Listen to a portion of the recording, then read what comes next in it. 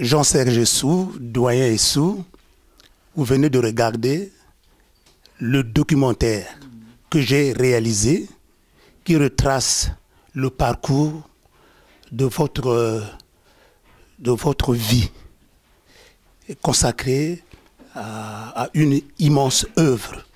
Qu'est-ce que vous en dites? Qu'est-ce que vous pensez? Quelles sont vos impressions? Je suis d'autant heureux que c'est exactement ce que j'aurais aimé qu'on fît de moi, sur moi et sur ce que j'ai pu faire. Bien sûr, quand je parle de tout ça, je veux parler tout simplement de la musique qui est la chose supérieure, la chose que je vénère, la chose que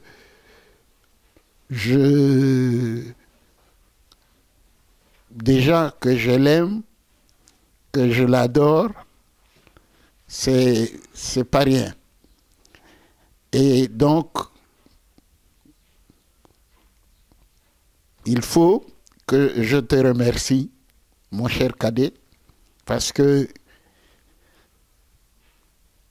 c'est ce qu'on aime bien, qu'on présente bien, comme tu as su le faire. Et je t'assure que, en attendant que j'ai mieux, je crois que c'est la chose qui me va droit au cœur et qui va y rester. Voilà ce que je voulais dire en ce moment. Jean-Serge Sou, la fois dernière, vous nous avez dit, si le Seigneur m'appelle, je répondrai oui.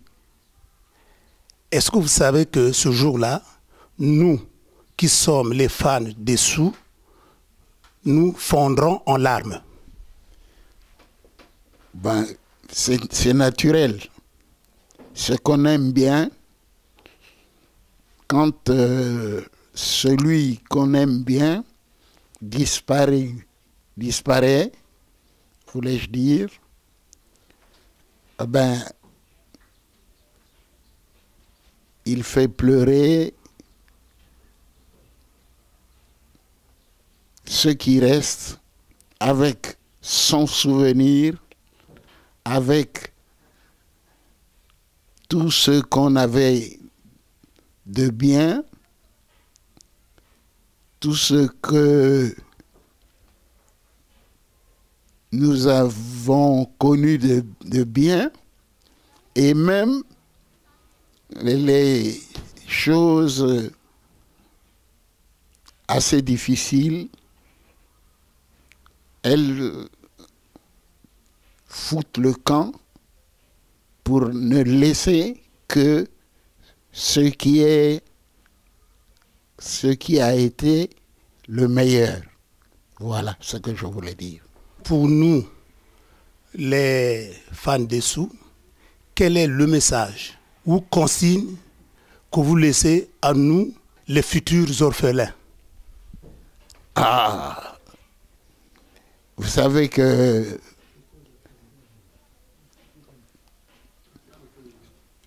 je crois que la chose la plus importante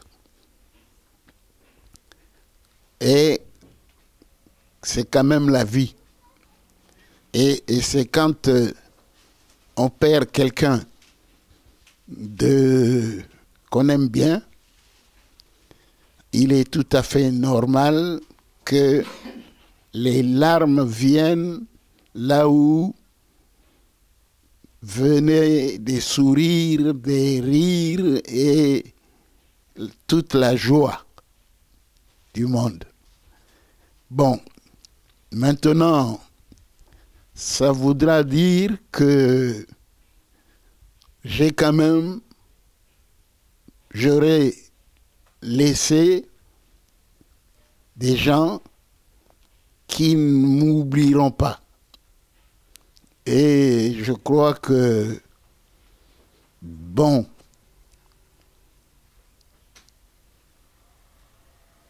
c'est vous qui allez rester avec la tristesse.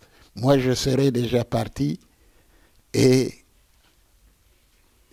où je vais, on n'a pas le temps de rigoler avec des amis comme ici sur Terre. Et donc, bon, qu'il en soit ainsi que le voudra mon Dieu, et ainsi soit-il. Merci, Jean-Serge Jessou. Merci beaucoup.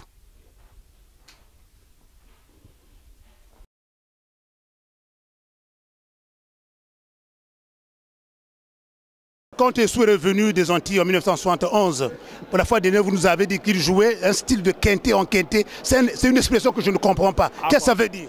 Ah bon, Jessou c'est un grand improvisateur. En tout cas au Congo, je l'ai dit, le seul. Là, moi, dans mon émission, j'ai même dit qu'il est dans la dimension avec Manu Dibango. Ah oui, c'est pour cela Manu l'aime beaucoup, l'estime beaucoup. Oui, donc de quintet en quintet, expliquez-nous ça. En quintet, bon, vraiment pour expliquer de quintet en quintet. C'est trop technique. Bon, je peux dire s'il y a 2 parties, oui.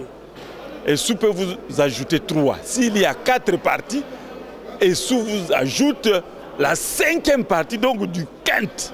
Hein, une quinte. Donc, c'est dissonant, mais c'est juste. C'est juste. Mais parce que quand vous êtes rentré, vous avez trouvé Nino et Nona au saxo, vous avez fait la trompette, il est revenu. Donc Nino faisait la voix principale, je crois. Oui, Nino. Et Nona faisait quoi?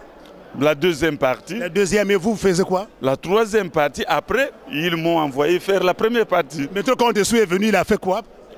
Le vieux Jessou était là, comment on appelle ça? Il faisait souvent des notes de passage. Ah, mais c'est dur, paraît-il. Ah oui, c'est très difficile. C'est un dur à cuire. Donc c'est un monument. Dans mon cœur, c'est un monument. Merci. Merci beaucoup, Hugo Samy Trompette. Merci beaucoup.